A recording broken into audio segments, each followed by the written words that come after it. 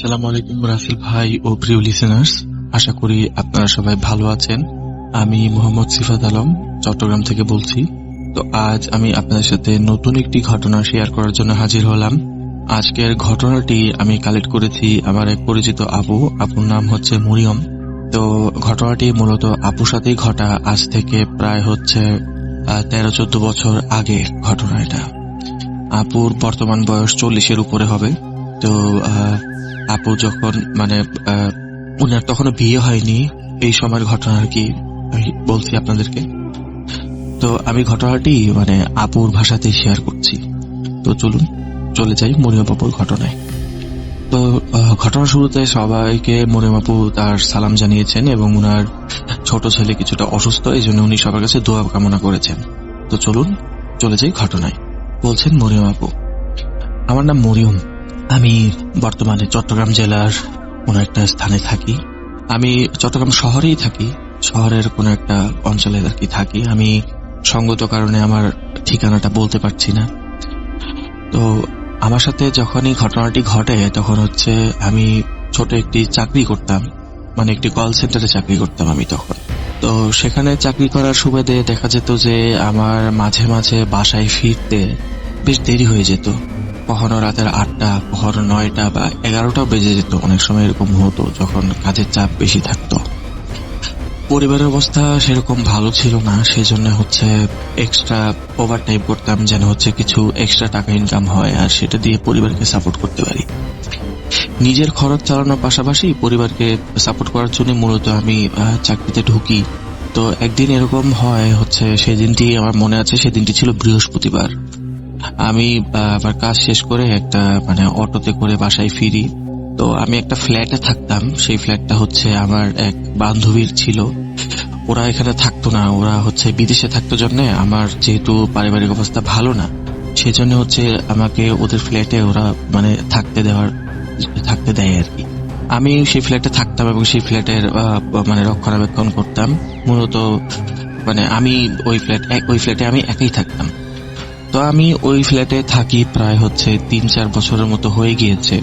তো ওই ফ্ল্যাটের আশেপাশে যারা থাকে হচ্ছে আমার প্রতিবেশী যারা ছিল, পাশাপাশি বা উপরে নিচতলায় যারা ছিল, তাদের সাথে আমার খুব ভালো একটা সম্পর্ক ছিল।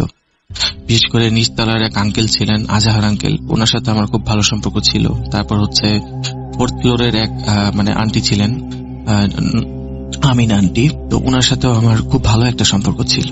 আমি ওনাদের পরিচয় দিলাম এই জন্য, কারণ হচ্ছে এই ঘটনায় ওনাদের পরিচয় জানাটা খুব জরুরি। তো একদিন হয় কি, আমার ফিরতে ফিরতে মোটামুটি রাতের 11টা বেজে যায়। আমার শিফটিং ছিল সকাল 7টা থেকে। তখন আসলে এরকম শিফটিং এর কোনো ব্যাপার ছিল না, তখন আমাদের যেতে হতো, কাজ করতাম।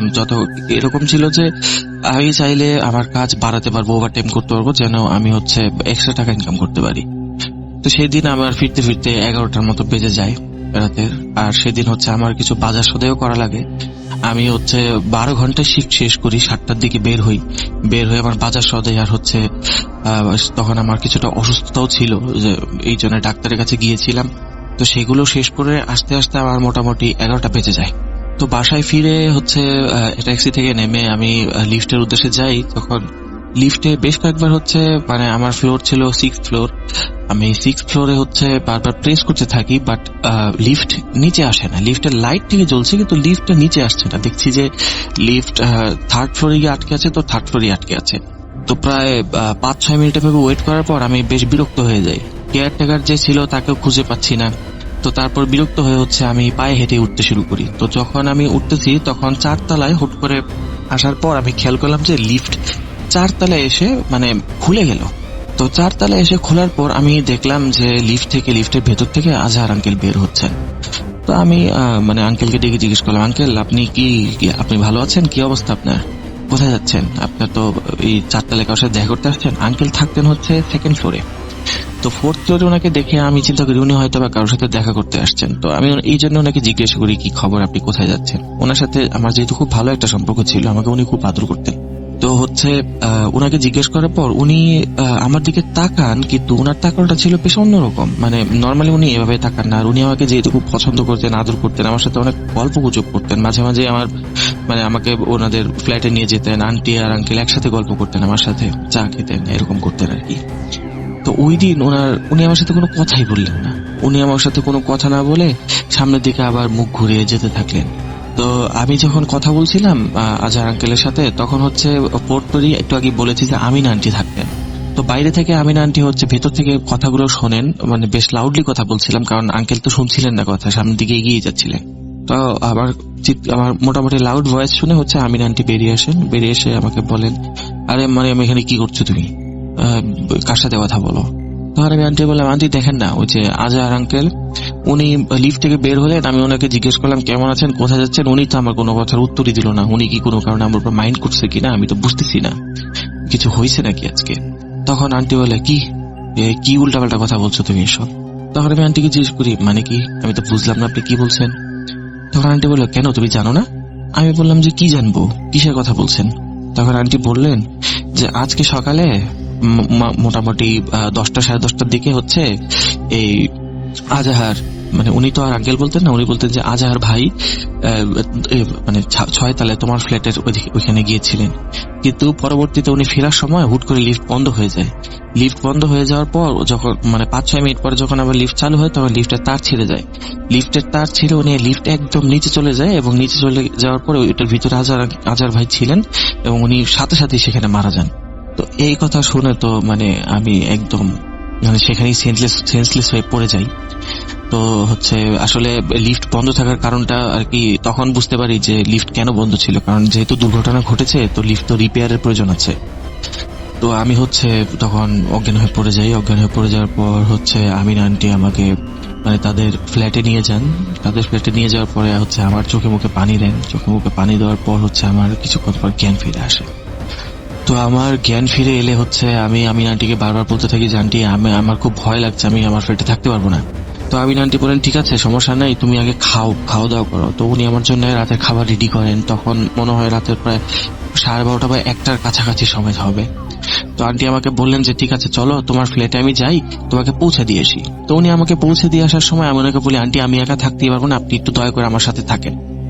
তো আন্টি বলেন, আচ্ছা ঠিক আছে তুমি থাকো, আমি তোমার সাথে শুয়ে থাকি, তুমি যখন ঘুমাবে তখন আমি উঠে মানে চলে যাবো, সমস্যা নেই। তো এরপর হচ্ছে মানে আমার সাথে আন্টি আমার ফ্ল্যাটে চলে আসেন। তো ফ্ল্যাটে আসার পর হচ্ছে বেশ কিছুক্ষণ আমার সাথেই সেখানে তিনি ছিলেন। তো আমি ঘুমিয়ে পড়ার কিছুক্ষণ পর হচ্ছে আন্টি নিজের মতো আমার ফ্ল্যাটের ডোরটা লক করে উনি মানে নিজের ফ্ল্যাটে চলে যান। তো আমার হচ্ছে মানে আমার হুট করে আমার কেমন যেন একটা গরম লাগতে থাকে, মনে হচ্ছে আমার শরীর ঘেমে যাচ্ছে। তো আমি খেয়াল করে দেখি কি হচ্ছে, আমার বেডরুমের চারপাশে হচ্ছে আজহার আঙ্কেল ঘোরাফেরা করছেন। আমি তো দেখে খুব ভয় পাই যে এই ব্যক্তি তো মানে মৃত, উনি কিভাবে আমার রুমে আসবেন। তো তারপর হচ্ছে আমি খেয়াল করলাম যে আজহার আঙ্কেল হচ্ছে তার হাত থেকে কোনো একটা কিছু আমার বেডের নিচে রাখলেন। তো এটা দেখে আমি প্রচন্ড ভয় পাই, এবং ওনাকে জিজ্ঞেস যখন করতে যাবো আপনি এখানে কি করছেন, তখন উনি কেমন যেন হাওয়ায় মিলিয়ে গেলেন। মানে আছে না ধোঁয়া হচ্ছে হুট করে হাওয়ায় মিলিয়ে গেলে যেরকম দেখা যায় ওরকম দেখা যাচ্ছিল। তো তারপর হলো কি আমি মানে উঠলাম বিছানা থেকে, উঠে হচ্ছে যেই বিছানার নিচে তাকালাম আমি দেখলাম যে একটা মানে কাটা হাত সেখানে রাখা, আর হাতটা থেকে সামান্য রক্ত বের হচ্ছে। আমি তো এক চিৎকার দিয়ে মানে মনে হয় অজ্ঞান হয়ে গেলাম। কিন্তু আমি তখনই খেয়াল করি যে এটা আসলে আমি স্বপ্ন দেখছিলাম। তো স্বপ্ন থেকে যখন আমি জেগে উঠলাম তখন চিন্তা করলাম যাক ভালো হয়েছে, অন্তত স্বপ্ন দেখছিলাম, এটা বাস্তব না। কিন্তু আমার সেই ধারণাও ছিল ভুল, কারণ কিছুক্ষণ পর আমি আবার খেয়াল করতে পারি আজহার আঙ্কেলকে। এবার কিন্তু আমি ঘুমাচ্ছিলাম না, এবার আমি সরাসরি আজহার আঙ্কেলকে দেখছিলাম, এবং দেখলাম যে উনি বিছানার নিচে কিছু একটা রেখে এরকম ভ্যানিশ হয়ে গেলেন। তারপর বিছানার দিকে তাকিয়ে দেখলাম যে সেই কাটা হাত একটা মানে কোন একটা মানুষের ডান হাত কাটা রাখা, এবং সেটাতে ক্রমাগত রক্ত বেরিয়ে যাচ্ছে। আমি এক চিৎকার দিয়ে আমার ফ্ল্যাট থেকে বের হয়ে আমিনা আন্টির ফ্ল্যাটে চলে যাই এবং দরজা ধাক্কাতে থাকি। কিছুক্ষণ পর আমিনা আন্টি দরজা খোলেন। দরজা খুলে উনি বের হয়ে এসে আমাকে বলেন যে কি হয়েছে তোমার, তুমি এরকম করতেছো কেন? তারপরে আমি আন্টিকে সবকিছু খুলে ওই সময় না বললেও হচ্ছে ওনাকে বলি যে আমি একা থাকতে পারবো না আন্টি, আজহার আঙ্কেল আমার ফ্ল্যাটে আছে, আমার খুব ভয় লাগতেছে, আমি আপনার এখানে থাকি আজকে। তো সেই দিন রাতটা হচ্ছে আমি আন্টির সাথেই থাকলাম, ওনার সোফাতেই শুয়েছিলাম। তো উনি হচ্ছে আমার মাথায় হাত বুলিয়ে দিচ্ছিলেন। তো উনি বেশ কিছুক্ষণ পর উনিও হয়তো ঘুম পাচ্ছিল না, কিন্তু উনি যতটুকু বলেন যে আমি উঠতে গেছি তখন দেখলাম যে তুমি শক্ত করে আমার হাতটা আবার ধরে ফেললা। তখন আমি চিন্তা করলাম যে না, তুমি আসলে খুব ভয় পেয়ে আছো, তাই হচ্ছে আমি আর উঠে যাইনি, আমি তোমার সাথেই ঘুমালাম সারা রাত। পরদিন সকালে হচ্ছে আমিনা আন্টি যখন নাস্তা বানাচ্ছেন তখন ওনার রান্নাঘরের টুংটাং সাউন্ডে হচ্ছে আমার ঘুম ভেঙে যায়। তখন আমি ঘুম থেকে উঠে যখন রান্নাঘরে ওনাকে হেল্প করতে গেলাম তখন হচ্ছে আন্টি জিজ্ঞেস করে, আচ্ছা মারিয়াম বলো তো তোমার কি হয়েছিল গতকালকে রাতে। তা আমি ওনাকে সবকিছু মানে খুলে টুলে বলি। খুলে বলার পর আন্টি বলেন যে তুমি আসলে না এই ব্যাপারগুলো নিয়ে একটু বেশি ভাবছো। তুমি বেশি ভাবছো জন্যই তোমার এরকম সমস্যাগুলো হচ্ছে। যদি তুমি এত বেশি না ভাবতে তাহলে হয়তো বা এরকম সমস্যাগুলো হতো না। তোমাকে আমি বলি কি, তুমি কোনো একটা কাজের মধ্যে ব্যস্ত থাকো আর এই জিনিসগুলো নিয়ে খুব একটা ভেবো না। তো তারপরে হচ্ছে আমি মানে আমার ফ্ল্যাটে চলে আসি। সেদিন আর কাজে যাইনি, মানে শরীরটা খুব একটা ভালো লাগছিল না। তো ফ্ল্যাটে ফিরে আসি। ফ্ল্যাটে ফিরে আসার পর হচ্ছে আমি মানে ফ্ল্যাটে আমার বেডরুমটা যখন গুছাতে যাচ্ছি, ঝাড়ু দেবো, তখন দেখি যে বিছানার নিচে একটা মানে কালো একটা ডায়েরি। আমি ডায়েরিটা থেকে বেশ অবাক হই, কারণ আমি নিজে কিন্তু ডায়েরি লিখতাম না কখনো।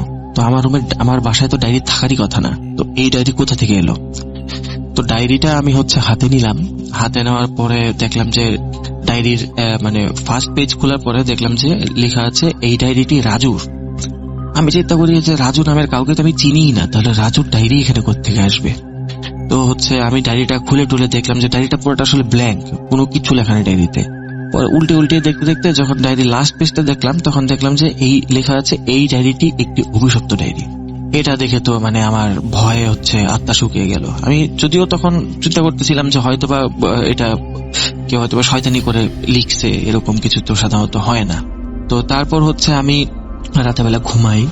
রাতেবেলা ঘুমিয়ে আমি একটা অদ্ভুত স্বপ্ন দেখি। স্বপ্ন দেখি যে আমি সেই লিফটে এবং আমার পাশে হচ্ছে মানে আজহার আঙ্কেল দাঁড়ানো। আঙ্কেল আমাকে বলছেন, মানে আমি তখন বুঝিনি আসলে আমার পাশে কে দাঁড়ানো। আমি একটা অবয়ব দেখতে পাই যে আমার পাশে দাঁড়ানো। উনি আমাকে বলছে, তুমি কি চাও যে হচ্ছে আজহার তোমাকে ডিস্টার্ব না করুক। আমি তখন বলি যে আপনি কে, আপনি কিভাবে জানলেন যে আজহার আঙ্কেল আমাকে ডিস্টার্ব করে, উনি তো মারা গেছেন, উনি কিভাবে ডিস্টার্ব করবেন আমাকে। তখন উনি বলেন যে তোমার কি মনে হয় এই পৃথিবীতে মানুষই আছে শুধু, আর কেউ নাই। তখন আমি বলি যে আপনি কে, আপনি আমাকে কেন এই কথা বলছেন। তারপর সেই লোকটা আমার থেকে ঘুরে তাকায়। তখন আমি খেয়াল করি যে এটা আজহার আঙ্কেলি। ওনার হচ্ছে মাথা একদম ফাটা, রক্তে ওনার পুরো মুখ হাত পা একদম ভরা, এবং অবাক করার ব্যাপার হচ্ছে ওনার ডান হাতটা মিসিং। তো আমি তখন বুঝতে পারি যে স্বপ্নে এই জন্য হয়তো আমি তার ডান হাতটা দেখি। তো তখন উনি আমাকে বলেন যে তুমি যদি চাও আজহার তোমাকে মানে ছেড়ে দিক বা তোমার পিছনে আর না ঘুরুক, তাহলে তোমাকে আমার কথা অনুযায়ী চলতে হবে। আর যদি তুমি আমার কথা অনুযায়ী না চলো তাহলে আজহার তোমার পিছু কখনো ছাড়বে না, আমি ছাড়তে দেব না। তো তখন হচ্ছে আমি বলি যে না না, আপনি যা বলবেন আমি তাই করব, কিন্তু প্লিজ আমার পেছন থেকে একে সরিয়ে নিন, আমি আর এভাবে বাঁচতে পারবো না। মানে জিনিসগুলো আমার প্রতি এতটা ইফেক্ট করছিল যে আপনার বুঝতেই পারছেন যে আপনি একটা মৃত মানুষকে যখন বারবার আপনার রুমের মধ্যে দেখবেন, বারবার তাকে ফিল করবেন যে না সে আপনার আশেপাশে আছে, আপনার কিছু বলতে চাচ্ছে বা আপনার সাথে কিছু একটা করতে চাচ্ছে, আপনার চারপাশে সে ঘুরঘুর করছে, আপনাকে ভয় দেখানোর জন্য বিভিন্ন জিনিসপত্র আপনার আশেপাশে রেখে যাচ্ছে, আপনাদের কেমন লাগবে? আপনারা রাতে ঘুমাতে পারবেন? অবশ্যই পারবেন না, আমি তো পারিনি। তাই হচ্ছে এই সমস্যা থেকে মুক্তি বা পরিত্রাণ পাওয়ার জন্য আমি ওই ব্যক্তিকে মানে ওই আজহার আঙ্কেল যাকে দেখছিলাম স্বপ্নে তাকে বলছিলাম যে না আমি সবকিছুই করতে রাজি, আপনি বলেন কি করতে হবে। তো উনি তখন বলেন যে তোমার কাছে একটা ডায়েরি আছে না, ওই ডায়েরির 13 নম্বর পেজ খুলবে। ওই ডায়েরির 13 নম্বর পেজে একটা জিনিস লিখা আছে, ওখানে যেটা লিখা সে অনুযায়ী কাজ করবে।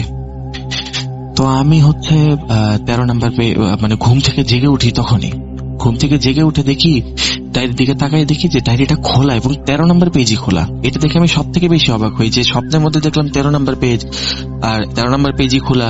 কিন্তু সব থেকে অবাক করার ব্যাপার, আমি যখন ডায়েরিটা হাতে নিয়েছিলাম প্রথমবারের মতো তখন কিন্তু ডায়েরিটা ব্ল্যাঙ্ক ছিল, ডায়েরিতে কোথাও কিছু লেখা ছিল না, এমনকি পেজ নাম্বার পর্যন্ত লেখা ছিল না। কিন্তু এখন পেজ নাম্বার লেখা এবং 13 নম্বর পেজ থেকে ভর্তি করে লেখা।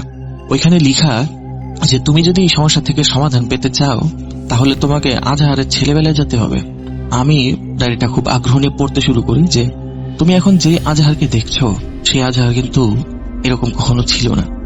সে বেশ বদমেজাজি ছিল, নিজের কাজ নিজের মধ্যেই মশগুল থাকতো এবং হচ্ছে কার সাথে তেমন একটা কথা বলতো না, কিন্তু কেউ যদি তার সাথে উল্টাপাল্টা কিছু করতো তাহলে সে প্রতিশোধ নিত। এরকমই একদিন আজহার হচ্ছে একটা পুকুরের পাশে একটা বড় কুয়া ছিল, সেই কুয়ার পাশে বসেছিল, বসে বসে মুখের মধ্যে আখ গোজা ছিল, আখ খাচ্ছিল। তো এমন সময় তার এক ক্লাসমেট হাসান সেখান দিয়ে যাচ্ছিল, যাওয়ার সময় তাকে হচ্ছে টিটকারি দেয় যে কিরে কি করছিস, বাস নিচ্ছিস নাকি মুখে, এগুলো বলে টিটকারি দেয়। এগুলো টিটকারি আজহার সহ্য করতে পারে না, তাই দুজনের মধ্যে কথার যুদ্ধ চলতে থাকে। সেই কথার যুদ্ধ কখন যে হাতাহাতিতে পরিণত হয় কেউই বুঝতে পারেনি। ভুলবশত আজহার ধাক্কা দেয় হাসানকে। হাসান কুয়াতে পড়ে যায়। কুয়াতে পড়ে সে চিৎকার করতে থাকে বাঁচাও বাঁচাও করে, কিন্তু আজহার কুয়ার মুখে একটি ঢাকনা দিয়ে কুয়াটি বন্ধ করে দেয়। সে চাইলে কিন্তু পারতো হাসানকে বাঁচাতে, কিন্তু সে হাসানকে বাঁচায়নি। এখন তোমার কাজ হচ্ছে সেই কুয়োর ভিতরে হাসানের মরদেহ পড়ে আছে এখনো অনেক বছর যাবত। তার বাবা মা এখনো তাকে খুঁজে পায়নি, কিন্তু সবচেয়ে সমস্যার ব্যাপার হচ্ছে তার কোনো জানাজাও হয়নি। তুমি যে কোনো একজন হুজুরকে নিয়ে সেই কুয়ার কাছে গিয়ে হাসানের জানাজা পড়ে আসবে, তাহলেই সব ঠিক হয়ে যাবে। তো আমি যখন এটা পড়ি, এটা পড়ার কিছুক্ষণ পরে এটা পড়ার পর বেশ কিছুটা সময় আমি বেশ অবাক হয়ে বসে থাকি। আমি বুঝতে পারতেছিলাম না যে আমি কি করবো, আসলে এখন আমার কি করা উচিত। তো তারপর আমি আমার বাবা মার সাথে যোগাযোগ করে বাবা মাকে সবকিছু বলতে যাবো, কিন্তু পরবর্তী চিন্তা করলাম না, বাবা মাকে এটা বললে বাবা মা অনেক টেনশন করবে, তারা তো আর কি করবে। তো বাবা মাকে আর বলিনি।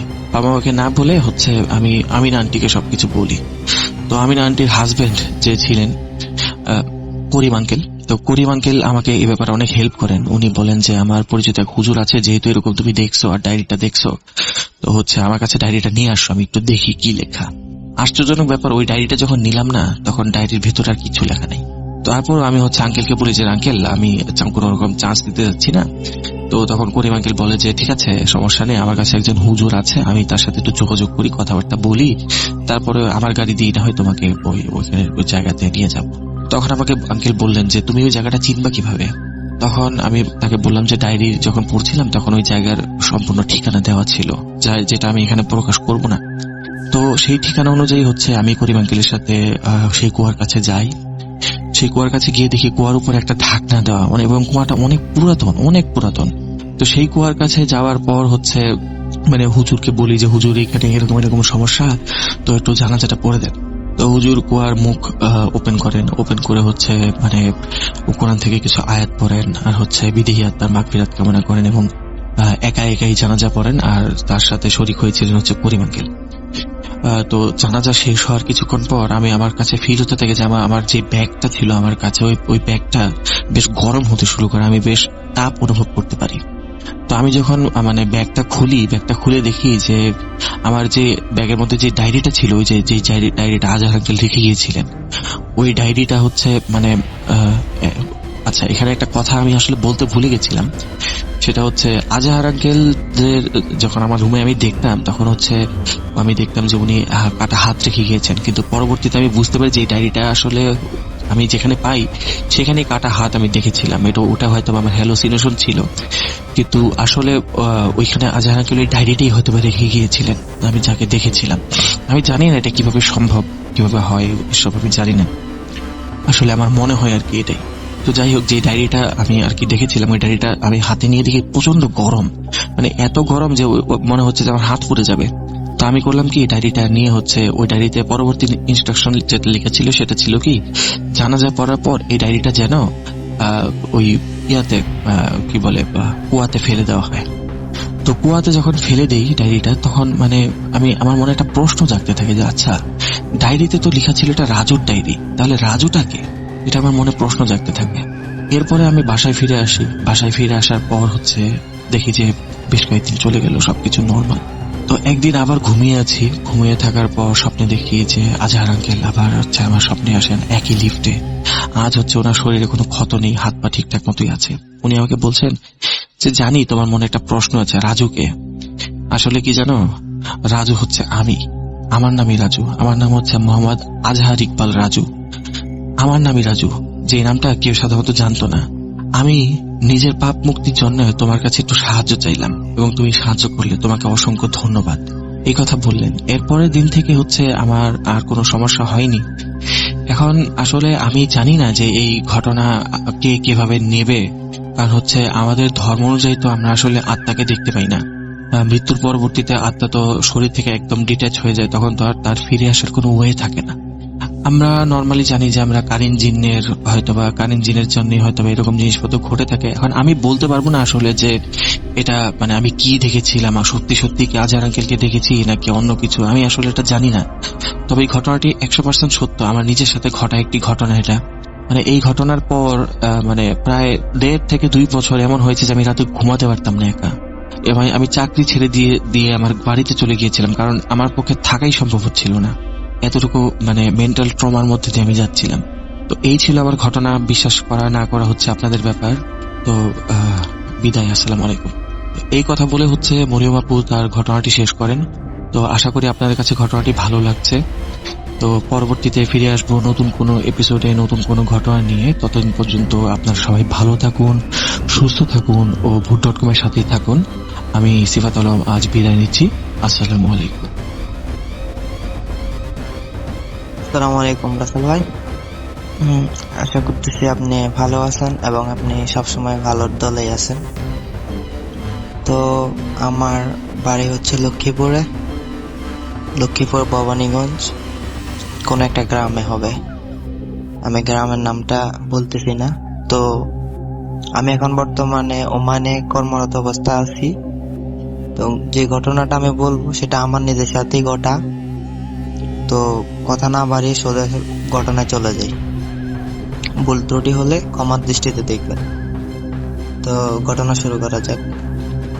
ঘটনাটি ঘটে আজ থেকে প্রায় আপনার 10 থেকে 11 বছর এরকম সময় হবে, যখন আমি মাদ্রাসায় পড়তাম। মাদ্রাসায় হেফস লাইনে পড়তাম আর কি, হেফসখানায়। তো যখন আমার আব্বুর ইচ্ছা ছিল আমাকে হেফস লাইনে পড়াবে, তো যখন আমি ওই মাদ্রাসাতে যাই, নারায়ণগঞ্জ রায়ের বাগ কোন একটা মাদ্রাসার নামটা আমি বলছি না। তো যখন আপনার মাদ্রাসায় ভর্তি হই, হেফসখানায় ভর্তি হওয়ার পরে আমার কয়েকদিন ভালোই যাইতেছে। তারপর হলো কি আপনার মাদ্রাসায় আমি ভালোই দিনকাল যাইতেছিল।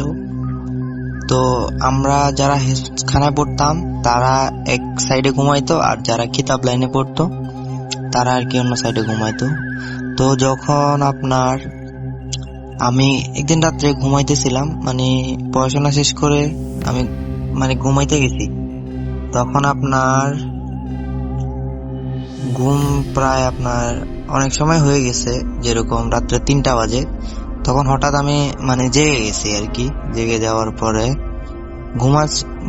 তখন জেগে যাওয়ার পরে আর ঘুম আসতেছে না। তখন দেখতেছি যে কিতাব লাইনের একটা ছেলে, ও দেখতেছি যে মাদ্রাসার যে আমাদের 6 তলার উপরে আর কি, 6 তলার উপরে দেখতেছি যে ও ওখান থেকে রুম থেকে বের হয়ে যাইতেছে। তো আমি যখন এটা দেখি, দেখার পরে আমি ওর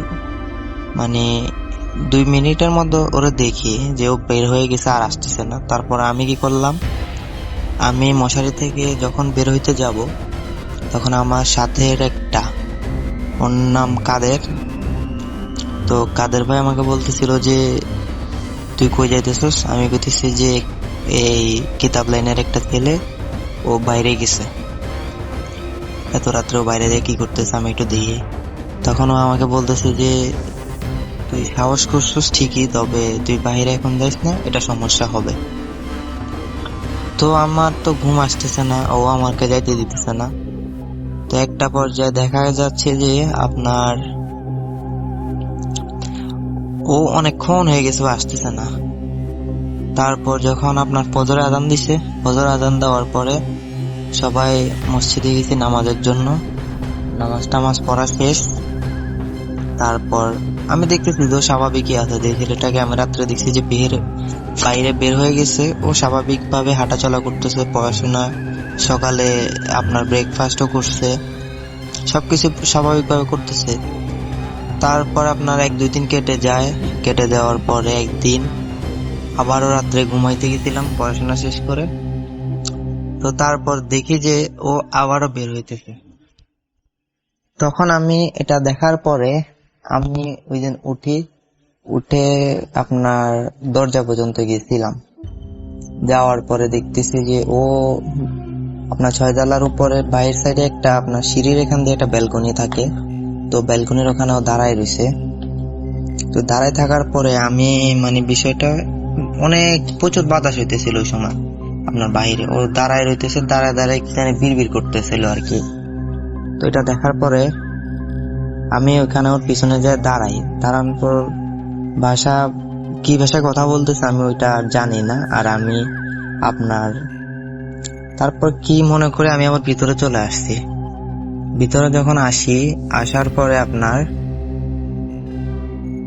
ও জানছে কিনা আমি সেটা তখন জানি না, তবে তার আরো কয়েকদিন পরে আবার সেম কাহিনী আর কি।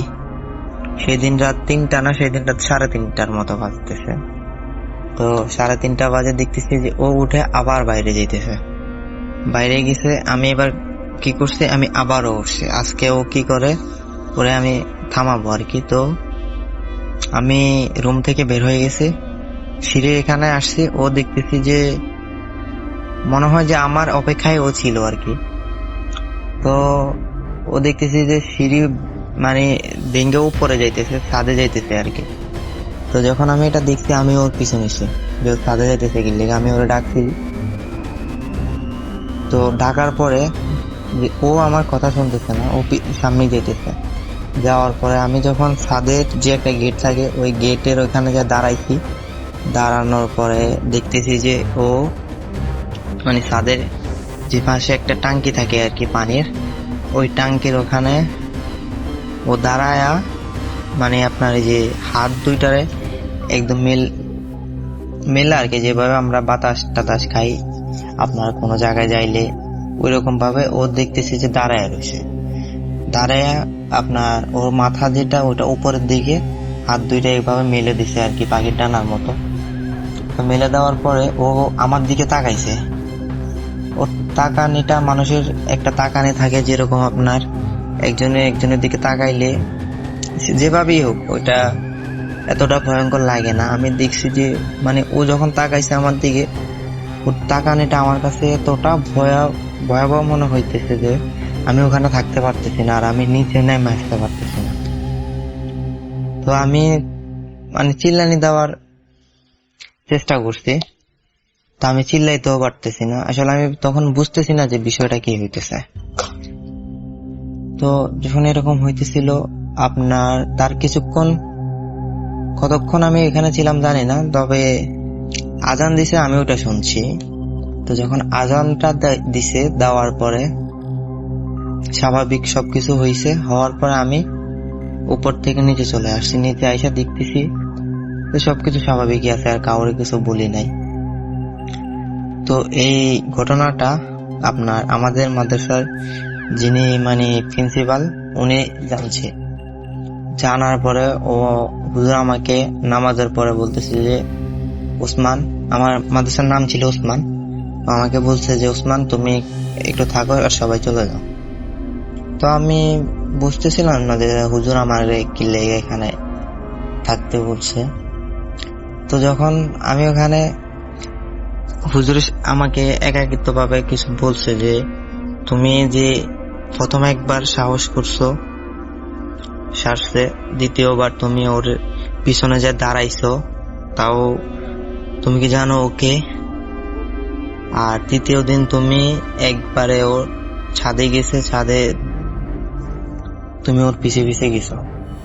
তবে তোমার ভাগ্য ভালো যে ও তোমার কোনো ক্ষতি করে নাই, ও মাদ্রাসার ছাত্র হিসাবে ও তোমার কোনো ক্ষতি করে নাই, আর নেক্সট টাইমে তুমি এরকম কিছু করবা না। তো আমি হুজুরের কাছে মাপ টাপ চায়া ওই ভাইয়ের কাছে ও মাপ চাইছি, এটা কিন্তু কেউ জানে না। তখন আমি, হুজুর আর আপনার ওই ছেলেটা কিন্তু একটা মানুষ না, তবে ও একটা জিন। তো তারপরে আপনার অনেক দিন কেটে যায়।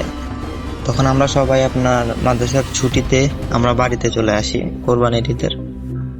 তো আমি দ্বিতীয়বার যখন মাদ্রাসায় আবার ব্যাক করি কোরবানির ছুটি কাটায়া, ব্যাক করার পরে আপনার ওই ছেলেটা আর আসে না।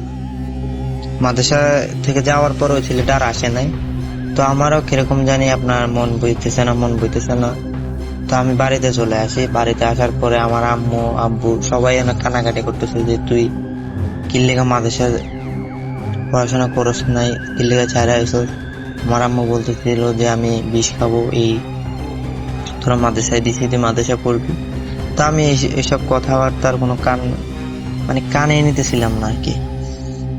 তো একটা পর্যায়ে কি হলো, আমি নিজে যায়া আরেকটা আমাদের এলাকায় আলিয়া মাদ্রাসা আপনার ইবতেদায়ী বলে ওইটা, লক্ষ্মীপুরে একটা ইবতেদায়ী মাদ্রাসাতে আমি ভর্তি হয়েছি পঞ্চম শ্রেণীতে যখন ভর্তি হয়েছি তখনও সবকিছু স্বাভাবিক। আপনার একদিন রাত্রে আর কি, আমি আমার একজন স্যার ছিল, ওনার কাছে আমি আবার রাত্রে প্রাইভেট পড়তাম।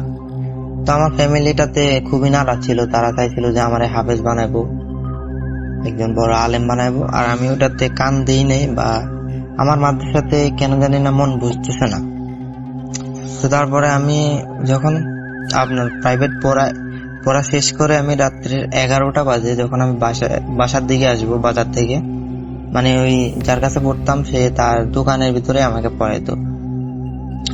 তো যখন আমি আপনার বাসার দিকে আসবো, আমাদের ওখানে একটা জায়গা আছে, নাম হচ্ছে আপনার এটাকে হাজিগো কোনা বলে আর কি, যেটা 3 রাস্তার মোড়।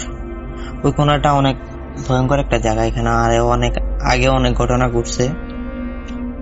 তো যখন আমি আসতেছিলাম আন্দার, আমি বাজার থেকে একবার রাস্তাতে নামতেছি, বাড়ির রাস্তাতে, আবার 3 পা পিছে আমি আবার ব্যাগ চলে যেতেছি, কেন জানি না আমার হঠাৎ ভয় লাগতেছে। তো এরকম যাওয়ার পরে আমি একবার সাহস করে চলে আসছি, মানে আমার কাছে কোনো লাইট নাই, কিছু নাই, আন্দারে চলে আসছি। তো যখন ওই আপনার 3 রাস্তার মোড়ে আসলাম, আসার পরে কি হয়েছে যে আপনার হঠাৎ করে দেখতেছি যে আমি আর মানে সাইকেল আমার চলতে হচ্ছে না, আমি হ্যান্ডেল চাপতেছি, তবে আমার সাইকেল সামনের দিকে যাইতেছে না। তো এই বিষয়টা যখন হওয়ার পরে আমার তো মাথার ব্রেনে কোনো কাজ করতেছে না যে এটা কি হইতেছে আমার সাথে। তখন আমি আচমকা দেখতেছি যে একটা বিদ্যুৎ চমকানোর সাথে ওইখানে আবার একটা তাল গাছ ছিল, আপনার কবরস্থানের তাল গাছের পিছনে আবার কবরস্থান ছিল আর কি ওইখানে। তো আমি দেখতেছি যে তাল গাছের গোড়ায় আপনার কোন একজন বসে আছে, এরকম ভাবে বসে আছে যেরকম মানুষ আপনার মাথাটারে নিচের দিকে দিয়ে ও বসে আছে। তো আমি দেখতেছি যে ও সাদা কাপড় একটা পরেছিল। তো আমি যখন এটা দেখার পরে মানে নিজের ভুল মনে করছিলাম যে এটা কি। তারপর আবার বিদ্যুৎ যখন চমকা দিছে তখন দেখতেছি যে ওই অবয়বটা এখন উঠে দাঁড়াইছে, রাস্তায়ও কেউ নাই, উঠে দাঁড়াইছে আমার দিকে, এরকম ভাবে তাকাইতেছে যে আমাকে এখনই সে খেয়ে ফেলবে আর কি, এরকম একটা অবস্থা। আর পাশেই আপনার হিন্দু বাড়ি ছিল, রাস্তার পাশে হিন্দু বাড়ির সাইডে আপনার আবার তাদের যে একটা চিতা বলে, ওইখানে তারা মারা গেলে তাদেরকে মানে যে আপনার মাথার ভিতরে কি করে মানে একটা ডান্ডা মানে মাথার ভিতর দিয়ে একদম ঢুকায়া তারপর তাদেরকে ওখানে মানে কবর দেওয়া হতো আর কি মাটির ভিতরে। তো ওইটাও সাথে ছিল। তো সবকিছু মিলে অনেক ভয় পাইলাম। ভয় পাওয়ার পরে আমি আল্লাহ গো আর মা গো বলে এরকম একটা দৌড় মারি। মানে দৌড় দেওয়ার পরে আপনার আমাদের জায়গাটার নাম হচ্ছে, যখন বাড়ির রাস্তাতে ঢুকে গেছি ওইখানে আবার একটা দোকান আছে, ওইটার নাম হচ্ছে খালপাড় আর কি। ওই জায়গাটা ওখানে খাল আছে, খালের সাইডে দোকান আছে। তবে আমার আমি যতদিনই দেখছি আপনার ওই দোকানটা 12টা 1টা পর্যন্ত চালু থাকে, কিন্তু ওই দিন চালু ছিল না। তো বিষয়টা আমি অনেক আরো বেশি ভয় পাইছি। ভয় পাওয়ার পরে আপনার আর কিছু না ভাইবা সাইকেল মনে করেন না ওই দোকানের সামনে যখন রাখছি, রাইখা আমি পাড়ের দিকে এরকম একটা দৌড় দিছি ভাই। দৌড় দেওয়ার পরে এক দৌড়ে আমি বাসায় চলে আসছি। বাসায় আসার পরে আপনার এরকম একটা আর কিছু হয় নাই, যাক হয় না। তারপর আমি ওর স্বপ্ন দেখতাম যে আপনার জ্বালানা বেদ করে ওর হাত 2টা ঢুকাই দিয়ে শুধু মানে আপনার খাটের উপর খুঁজতেছে আর কি। হয়তো আমাকে ভয় দেখানোর জন্য এরকম করতেছিল আর কি, তখন আমার এটা মনে হইতেছে। তারপর আমি এটা আমার আব্বু আম্মুরে জানাইছি, জানানোর পরে বিস্তারিত সব বলছি। যখন বলছি তখন আমার আব্বু আম্মু আপনার আমাদের এলাকায় একটা হুজুরের কাছে নিয়ে যায়, উনি কবিরাজ ছিলেন। যখন ওনার কাছে নিয়ে গেছেন, নেওয়ার পরে আপনার উনি আমাদের এলাকাতে বলে হাল খোলায় আর কি। উনি হাল খোলাইছে, হাল খোলানোর পরে উনি বলতেছে যে ওর সাথে একটা পরী আছে, মেয়ে পরী, ও কোনো ওর ক্ষতি করবে না। পরীটা অনেক শক্তিশালী, তবে ওর কোনো ক্ষতি করবে না, ও সবসময় সাথেই থাকে। তো বলে এটা ওর লগ লিখে কিভাবে, ও যখন মাদ্রাসা পড়ছিল তখন ও যখন কোরআন তেলাওয়াত করতো রাত্রেবেলা, তখন ওই পরীটা ওখানেই থাকতো। তবে ওর কোরআন তেলাওয়াতটা একটু ওর ভালো লাগছে। মানে আমি এমনিতেও যখন কোরআন তেলাওয়াত করি আপনার একদম চিকন সুরে আমার কোরআন তেলাওয়াতটা হয় আর কি। তো ওই পরীটার ভালো লাগার পরেই ওই পরীটা ওর পিছন নিছে, তবে ও কোনো ওর ক্ষতি করবে না। আর যেই অবয়বটা দেখছে ওইটা আপনার ওই যে মাদ্রাসায় যে ছেলেটা ছিল আর কি, পড়াশোনা করতো, ওই ছেলেটার আত্মীয়।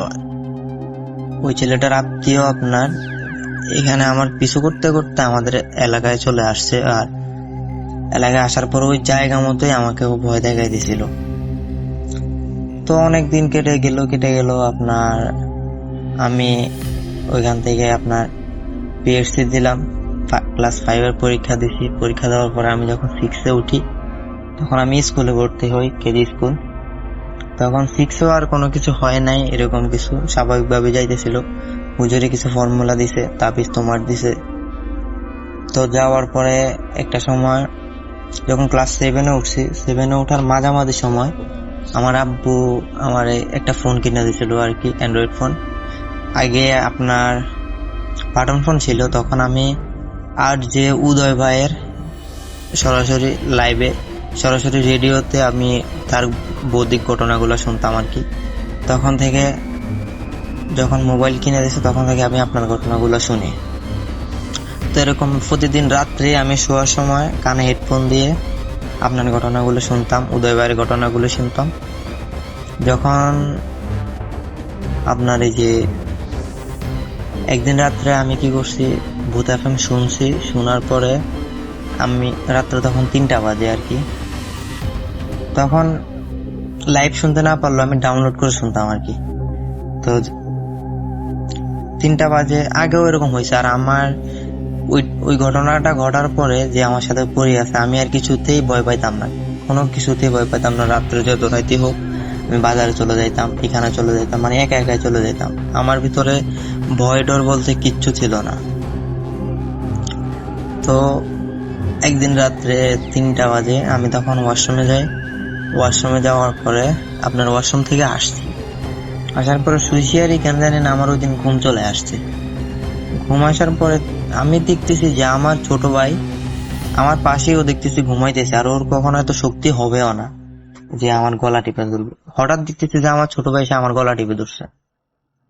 গলা টিপে ধরার পরে আমার কাছে যে এরকম মনে হয়েছে যে মানে কোনো এক এত শক্তি ওর শরীরে কি কই থেকে আসছে ভাই আমি নিজেও জানি না।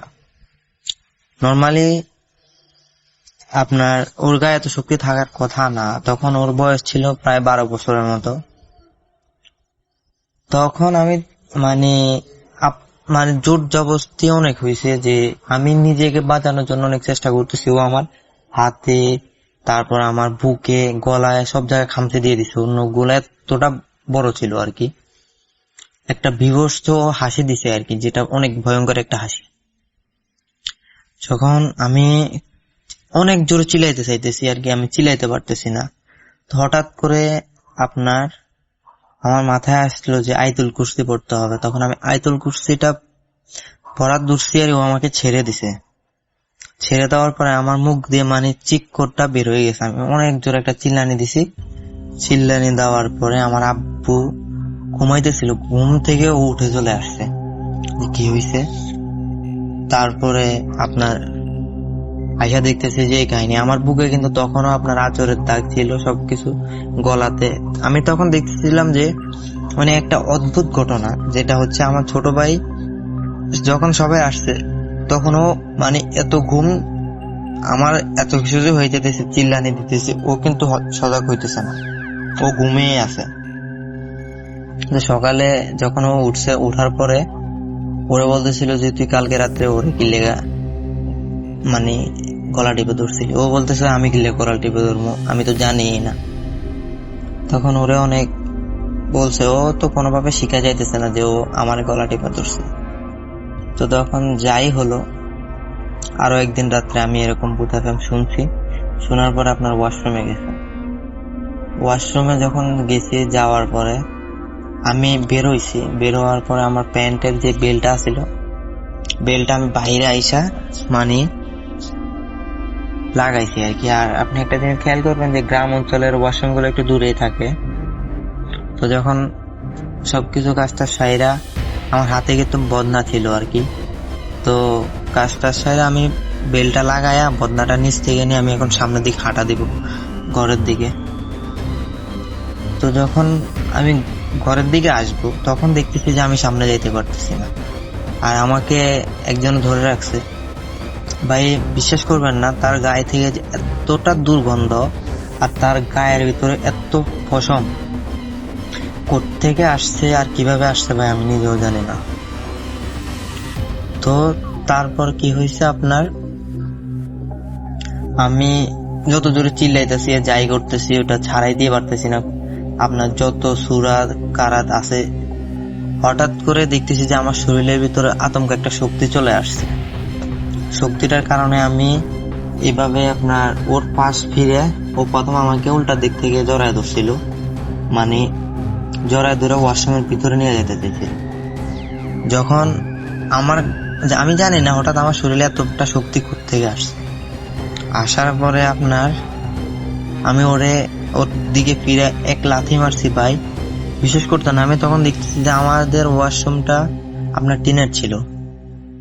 তো ওই ওয়াশরুম ভাঙ্গা ও লাগিয়েছেন আপনার প্রায় 10 থেকে 12 মিটার দূরে যে ছিটকে পড়ছে আর কি। আর সাধারণত আমার লাথি খেয়ে এত দূর যাওয়াটাও সম্ভব না।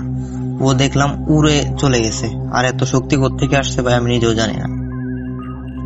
যখন এটা হয়েছে তখন আমি এক দৌড়ে ঘরে চলে আসছি। ঘরে আইসা দরজা বন্ধ করে দেখতেছি যে তখন মোবাইলে আপনার রাত্রে 3:20 বা 25 এরকম হবে আর কি। তো এটা করার পরে আমি আমার আম্মু মানে বলছি যে সকালবেলা যে এরকম এরকম হয়েছে। হওয়ার পরে আম্মু আবার কবিরাজের কাছে গেছে। কবিরাজের কাছে গেছে আর কি, কবিরাজ বলতেছে যে ও রাত্রে যেভাবে চলাফেরা করে, মানে যত রাত্রি হোক ও যে কোনো জায়গায় চলে যায়, একটা খারাপ জিনের মানে খবরে পড়ছে আর কি। আগে একটা ছিল, এখন আরেকটা। তো ওই জিনটা নাকি আমার ক্ষতি করবে ভাই। সত্যি কথা বলতে জিনটা এখন আমার পিছনে পড়ে আছে, আমি কোনোভাবে তাকে পারতেছি না ছাড়াইতে। মানে অনেক ভাবে, যখন যেরকম ধরেন আমি ঘুমাইতেছি, আমারে মানে খাট থেকে তুলে আপনার নিচে ফ্লোরে মানে ফালাই দিছে আর কি। তো আপনার আমি ঘুমাইতেছি, ও মানে আমার যে খাট আমাদের বিদেশের ভিতরে আপনার যেরকম ছোট একজনের খাট থাকে, ওই খাটটার ওখান কোনা থেকে দেখতেছি যে কালো একটা হাত আসতেছে। কালো একটা হাত মানে আমার গলার দিকে আসতেছে। তখন আমি চিল্লানি দিয়া ওইটারে মনে করেন না হাত দিয়ে সরাই দিছি। আমি জানি না, যখন আমার ঘুম আসে ওইটা যখন আমাকে ধরবে তখন আমার কোত্থেকে এত ঘুম আসে আমি নিজেও জানি না। আপনার আরো একদিন হয়েছে যে আপনার আমার হাত দুইটা ও মানে আমি সম্ভবত যখন ঘুমাই, আমার একটা অভ্যাস, আমি সোজা হয়ে আপনার হাত দুইটা বালিশের মানে পিছনে আমার মাথায় দিয়ে, বালিশ যত উঁচাই থাকুক আমার হাত দুইটা আমার মাথার ভিতরে একটা করে আমি দিই আর কি। তো আমার হাত দুইটা ধইরা আপনার এরকম জানি লাফাইতেছে আর কি। আমি চোখ খুলে দেখতেছি যে আমার মাথার উপরে কিছু একটা পুতুলের মতো আর কি, যেটাকে জোকার বলা হয়। তো জোকারের মতো নাকটা ছিল লাল। এই যে কিছুদিন আপনার 2-3 দিন আগে যে একটা ঘটনা ঘটছে, আমি আইসা শুইছি, দিনের 10টা বাজে শুইছি। শোয়ার পরে হঠাৎ দেখতেছি যে আমি লড়তে চড়তে পারতেছি না। তখন আমার কিন্তু হুঁশ আছে ভাই, হুঁশ আছে, তবে আমি লড়তে পারতেছি না। তো যখন এটা জোরে একটা ছিটকানি দিছে, ছিটকানি দেওয়ার পরে আমি মানে ছুটে গেছি। ছুটে যাওয়ার পরও দেখতেছি যে আপনার শূন্যের ভিতরে একটা মাথা, আপনার যে মাথাটা আপনার মানে নাকটা ছিল তার লাল, আর মুখগুলা ছিল সাদা, আর তার চুলগুলো সাদা ছিল, তার গাল ভর্তি দাড়ি। এটা দেখার পরে আমি ভাবছিলাম যে তাকে আমি হাত দিয়ে সরাই দিব, তবে আমার সাহস হইতেছিল না যে আমি তাকে সরাই দিব। তো এরকম ঘটনা যখন চলতেছিল, কবিরাজও তাবিজ তোমার দিতেছিল, কিন্তু কোনো কিছুতে কাজ হইতেছিল না। তখন আমিও চিন্তা ভাবনা করছি যে এগুলা যাদের দেশে থাকতে হইতেছে, তখন আর দেশে থাকবো না আমি। বা আমি আপনার চলে আসি ওমানে আসার পরও প্রতিনিয়ত এরকম টুকিটাকি হইতেছে। আমার এখনো আপনার যেরকম মাথায় প্রচন্ড পরিমাণ ব্যথা থাকে, যেটা বলার বাইরে ভাই। যে মাথার ভিতরে আপনার একটা সাউন্ড হয়, ঝিম ঝিম ঝিম ঝিম। আমি ডাক্তারের ইয়াতে গিয়েছি, ওটা ডাক্তারও কোনো কিছু বলতে পারতেছে না। আবার আপনার এরকম আছে যে আমি ভালো হাঁটাচলা করতেছি, তবে আমার মাথার ভিতরে আপনার এরকম একটা ব্যথা, মানে সবসময় ব্যথা একটা লাগিয়ে থাকে। আমি জানি না এটা আসলে কি, আর আমি এটা থেকে কবে মুক্তি পাবো। আসলে আমার জন্য সবাই দোয়া করবেন যাতে এই জিনিসটা আমার থেকে একটু পিছায়া যায়। আর এটা আমার মানে কি বলবো ভাই, আসলে প্রতিনিয়ত এটা ঘটে যাইতেছে। তো রাসেল ভাই, আমার ঘটনাটা যদি সিলেক্টেড হয় তাহলে আমাকে কল দিয়ে অবশ্যই জানাবেন, কল বা হোয়াটসঅ্যাপে মেসেজ দিবেন। তাহলে আমি আগ্রহ পেলে আপনার আরো আমার কাছে অনেক ঘটনা আছে যেগুলো আমার দাদার, তারপর আমাদের বাড়িকে নিয়ে 7টা জিন নিয়ে ঘটনা আছে যেগুলো আমার দাদার আব্বু আমাদের বাড়িতে রেখে গেছিল, এগুলো এখনো আছে। এগুলোর অনেক ঘটনা আছে আমার দাদার সাথে, দাদির সাথে। আপনার যদি এই ঘটনাটা সিলেক্টেড হয় তাহলে আমি বাকি ঘটনাগুলো আপনাকে পাঠাবো ইনশাআল্লাহ। আরো একবার